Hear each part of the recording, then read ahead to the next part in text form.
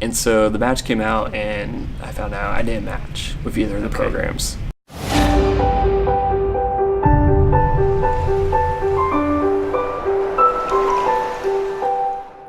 So that day you didn't match, how did you, what kind of emotions went through your mind? So there's like two like big emotions that I felt most. Like one was I was kind of in a state of like shock and kind of in awe and just kind of like not really sure how like that happened. I thought for sure I was going to match with at least one of them, and that was the first thing. And then the second part was I was like, okay, what's next? It's like if I want to do the Scramble, I need to get on it right now.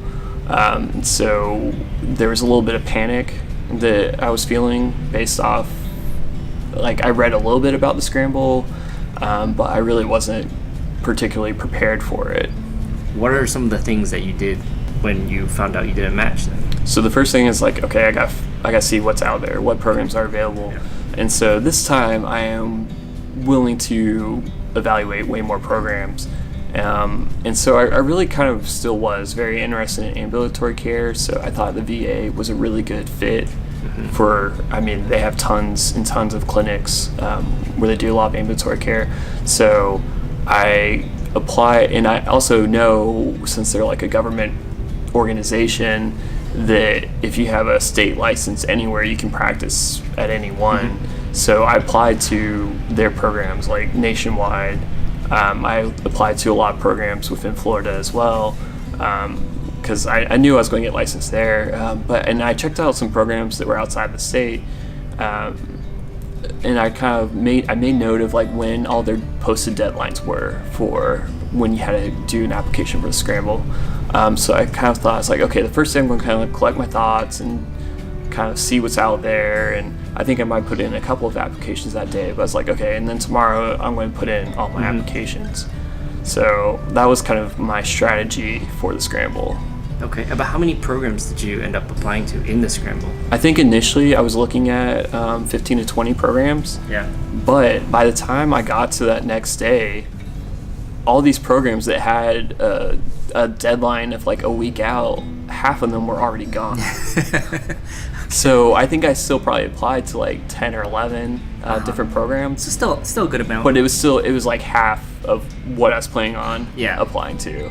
Okay. So you applied to those programs, so you know, like 10 to 15, is that right? Closer to 10, yeah. Okay, closer to 10. How did that go? I applied, I sent them in, and it's like nothing was happening. Did you communicate with them at all? Or? So I did no communication with the programs before I submitted an application. Okay. I like had some like follow-up emails like, hey, I applied to your programs, kind of wondering how this process was going. I got a couple of responses, and they said they'd already found their candidate to fill up their spots. So it was done. It was like 2-3 days out from the match, finding out I didn't get matched, and now it's like the Scramble was over. Like everyone had already, it seemed like everyone had already found candidates for the programs.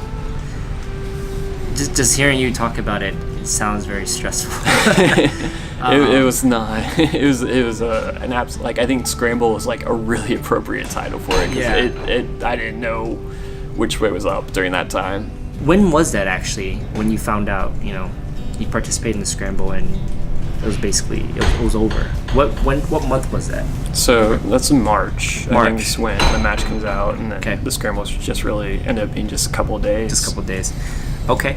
So you were still in pharmacy school then, at that time? So in my school at the time, they would bring everybody back onto campus for the last 2 months.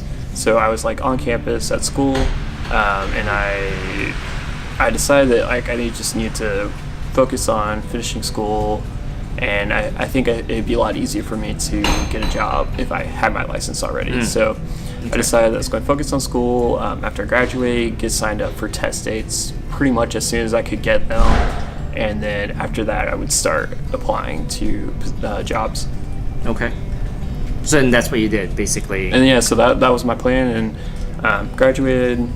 I took like a week to just kind of decompress a little bit, and I kind of like build this into when I was like picking out my test dates. And so I had I graduated in early part of May. I was taking my exams in June, and then I was licensed before the end of June.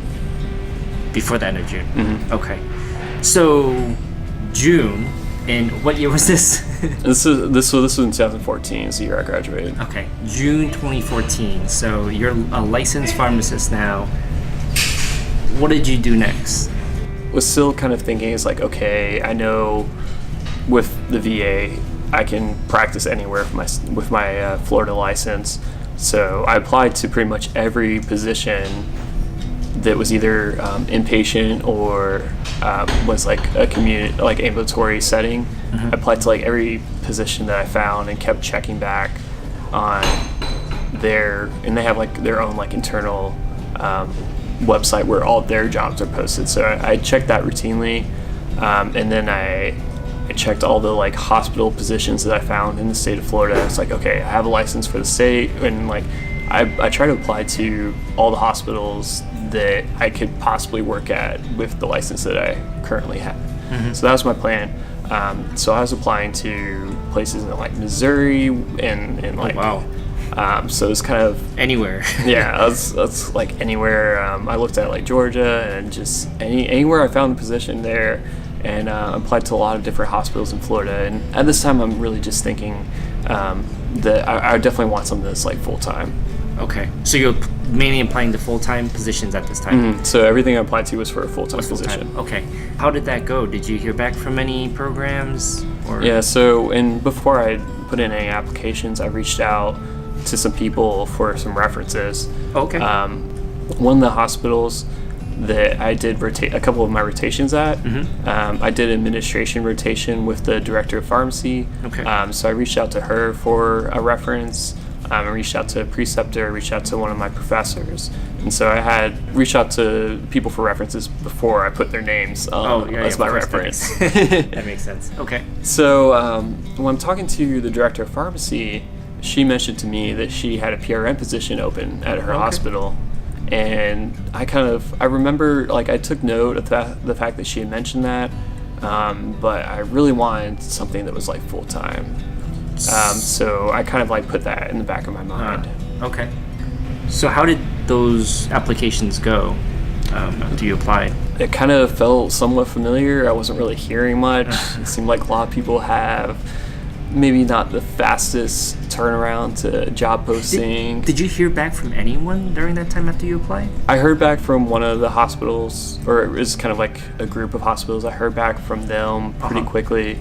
And they just kind of mentioned that I wasn't really being considered. Oh, okay. Did they say why? They may have mentioned kind of the lack of experience or lack of residency. Did you hear back from anyone else? Otherwise, I really heard nothing. And That's a little frustrating. So it's kind of like a month goes by that. So a month. So in that month, all the programs you applied to, you didn't hear back except from that one group of hospitals. Yeah, I got one no and nothing else. That's very, very frustrating.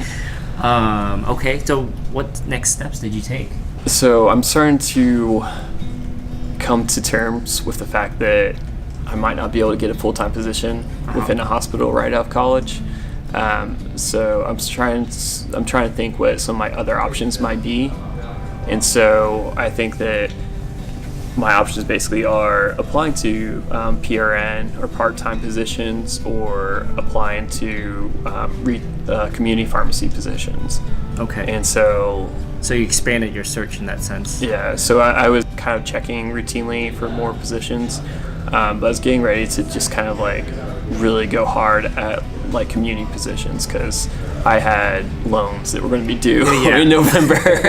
Yeah, makes sense. Okay. So that's what you did? Yeah, so that's what I was about to do. Oh, about to do. And then I'd remembered that the director of pharmacy had mentioned the PRN position. So I reached back out to her again.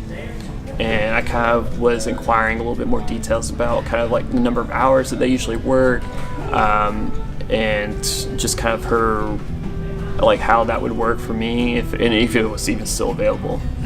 And so she mentioned that it was still available, usually around like 30 hours on average per week. So I was like, okay, yeah, that'll be great, and I'll still get to work in a hospital and hopefully be able to like work myself up to full time there. So I reached out to her by email. We had a few emails back and forth. And then she mentioned like where the job posting, like where to apply, and so I applied to the position. And then the very next day, I got a call from the recruiter that works with the company, and they let me know what the offer was. And oh wow! I accepted immediately. Yeah, of course. And how long after was like what's the time frame here? What month was that? So I got licensed towards the end of June. Started putting in applications immediately. And so now we're into like the end of July into August. Okay. Is when this happened. Okay. So that's awesome. So reached out to your connection, ended up getting a position the very next day. So then you obviously took the job there then. Yeah, so I took the job, and then I had to wait a little bit before the next, just kind of when the regular scheduled like orientation sessions were. So I ended up having like almost like a month before I actually could start. So I think what makes your story quite interesting here is obviously you currently work in an informatics position, and I'm assuming between the time of you getting that job and now you didn't go back for residency or anything like that. So can you take me through some of the points or pivotal moments between accepting that job up until you got into your current position? Like what happened next after you started that job?